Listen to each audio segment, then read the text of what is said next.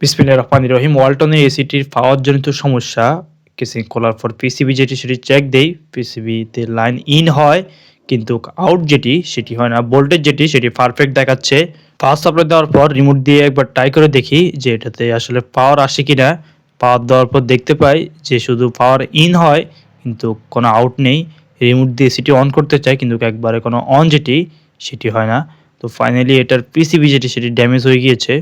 হয়তো কোনো কম্পোনেন্ট একবারে নষ্ট হয়ে গিয়েছে, তাই এটা পাওয়ার সাপ্লাই দিচ্ছে না। নতুন যে পিসিবি সেটা আনা হয়েছে। নতুন পিসিবি লাগিয়ে দেখব যে এটি আসলে কেমন ফিডব্যাক দেয়।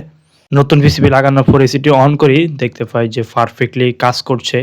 আউটডোর সাইডেও লাইন দেয়, ঠিকভাবে এটি কাজ করছে। টেম্পোরারি চেক করা হয়ে গেলে পিসিবিটাকে কন্ট্রোল বক্সের মধ্যে সুন্দর করে সেটিং করে কেবলগুলোকে সুন্দর করে ড্রেসিং করে কেসিংটি লাগিয়ে এসিটি চালু করি। এটা ওয়ালটন ব্র্যান্ডের ইলেকট্রনিক ক্রিস্টালাইন সিরিজের নন ইনভার্টার এসি। ইনডোর চালাও কিছুক্ষণ পর আউটডোর সাইডে লাইন দেয়, আস্তে আস্তে কুলিং যেটি সেটি বের হচ্ছে। আর এটা হলো পুরাতন যে পিসিবি, এটার কোনো একটি কম্পোনেন্ট ড্যামেজ হয়ে গিয়েছে, তাই পুরো পিসিবিতে আউটপুট যেটি সেটা একবারে দেয় না। নন ইনভার্টার এসি যেহেতু মোটামুটি কম সময়ের মধ্যে ভালো ঠান্ডা করে নিয়েছে। ধন্যবাদ। আল্লাহ হাফেজ।